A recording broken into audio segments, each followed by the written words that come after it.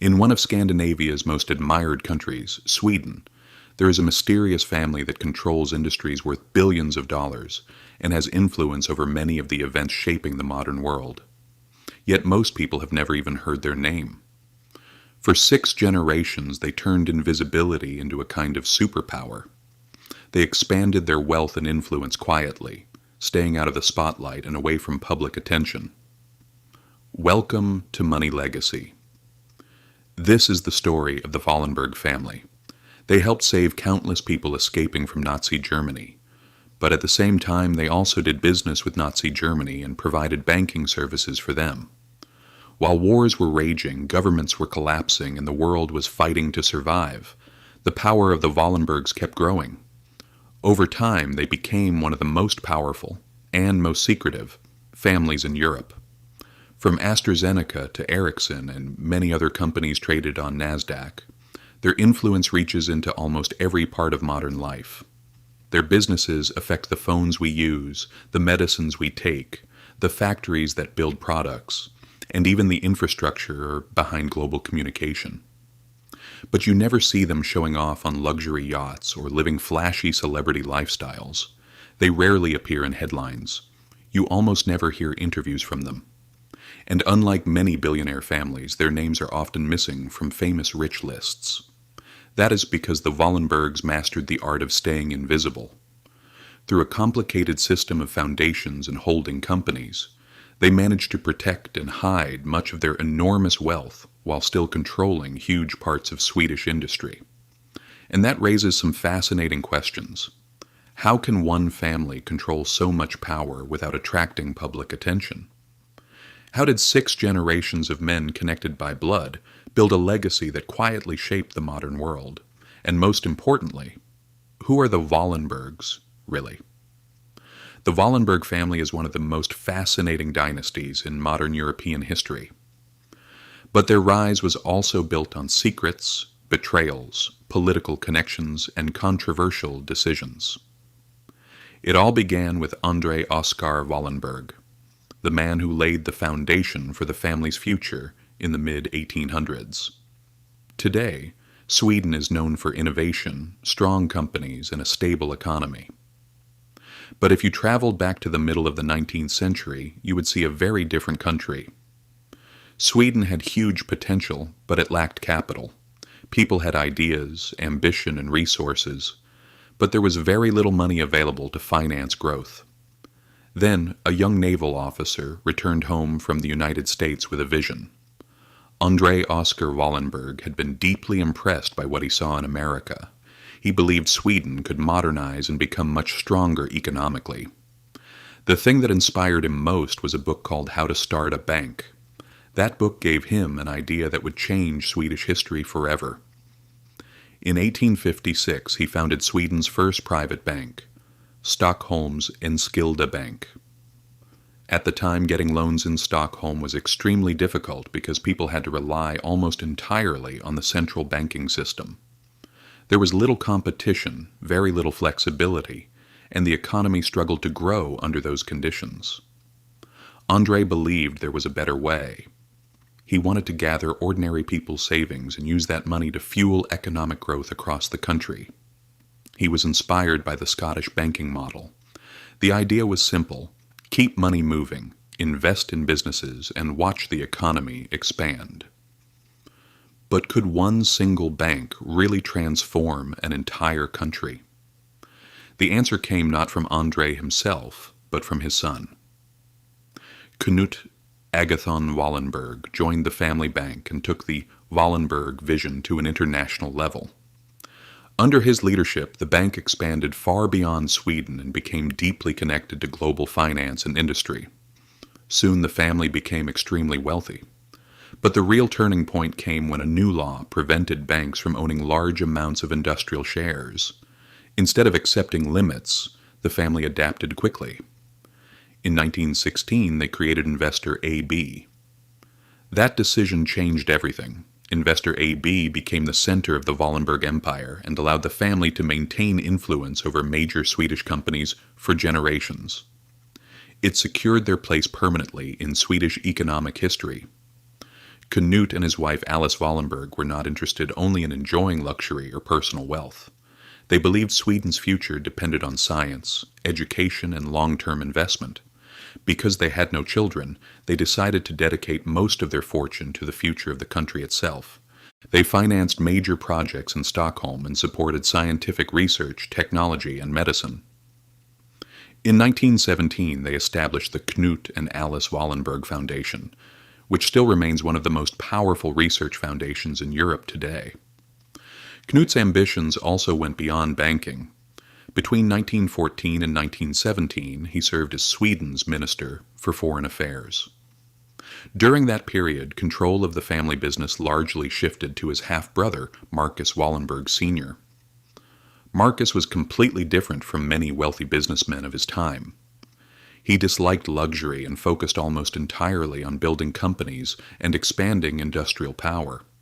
Stories say he wore old jackets until they were completely worn out and even turned them inside out to keep using them longer. For Marcus, every resource had to be reinvested. Building the empire became the purpose of his life. He played major roles in companies that later became giants, including ABB, Atlas Copco, Stora Enso, and Scania, which is now part of Volkswagen Group. After World War I, Europe was in chaos. Economies were collapsing and political systems were unstable. During this period, Marcus became one of Europe's most important financial negotiators and intermediaries. But just when everything seemed to be going perfectly, Marcus experienced a major shock. He believed Knut would leave the family fortune to him personally.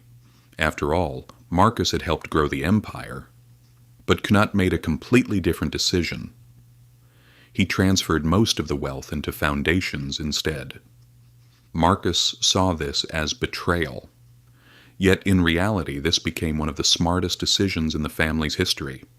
If the fortune had been divided between heirs over generations, much of it would likely have disappeared. But the foundation system protected the family's control and preserved the empire long term. Still, their greatest challenge had not yet arrived. When World War II began, Marcus's sons, Jacob Wallenberg and Marcus Wallenberg Jr., inherited the responsibility of protecting the family legacy. Jacob Wallenberg became one of the key figures who carried the family name into the modern era. He joined SEB in 1918, rose quickly through the ranks, and became CEO in 1927. He led the bank through the Great Depression and the chaos of war. Officially, Sweden remained neutral during the war. But behind the scenes, the Wallenbergs maintained relationships with both sides. Jacob handled business connections with Nazi Germany, while his brother worked more closely with the Allied powers. Things became darker when accusations emerged that SEB had cooperated financially with Nazi Germany. Critics claimed the bank helped process assets taken from occupied territories and property stolen from Jewish families. But at the same time, the Wallenbergs were also secretly involved in efforts against Adolf Hitler. Jacob Wallenberg held meetings with German resistance leader Karl Guerdiller. Members of the resistance hoped to overthrow Hitler and sought support from Britain and the United States. The Wallenberg brothers acted as intermediaries between both sides. These connections later became linked to the famous July 20th plot in 1944. But the assassination attempt failed, and many resistance leaders were executed. At the same time, Jacob's nephew, Raoul Wallenberg, was carrying out a completely different mission. In 1944, he was sent to Budapest to save Hungarian Jews from extermination. Raoul created protective Swedish passports, pulled people from deportation trains, stopped death marches, and negotiated directly with Nazi officers face to face. He is believed to have helped save tens of thousands of lives and prevented the destruction of much of the Budapest ghetto population. His actions turned him into one of the greatest humanitarian heroes of the 20th century, but after the war ended, tragedy followed. The Soviet Union arrested Raoul on accusations of espionage. Then he disappeared. For years, Soviet authorities refused to explain what happened to him. Later, they claimed he died from a heart attack in 1947, but the truth remains unknown even today. Meanwhile, the Wallenberg family focused on rebuilding both its reputation and business empire after the war. They eventually resumed business relations with the Soviet Union as well. This created another difficult question. Did the family truly do everything possible to free Raoul? Or did they place business interests above family loyalty? Even today, no one knows the full answer. Later, Jacob stepped down and leadership passed to Marcus Jr. He played a major role in developing Saab fighter aircraft programs and continued expanding the Wallenberg empire during the post-war years. In the next generation, Peter Wallenberg became the leading figure. At first, many inside the family underestimated him, but he proved himself by transforming the group into a truly global industrial powerhouse. Today, the Wallenberg Empire is controlled by the fifth and sixth generations of the family. Through investor AB, they still influence a massive part of the Swedish economy.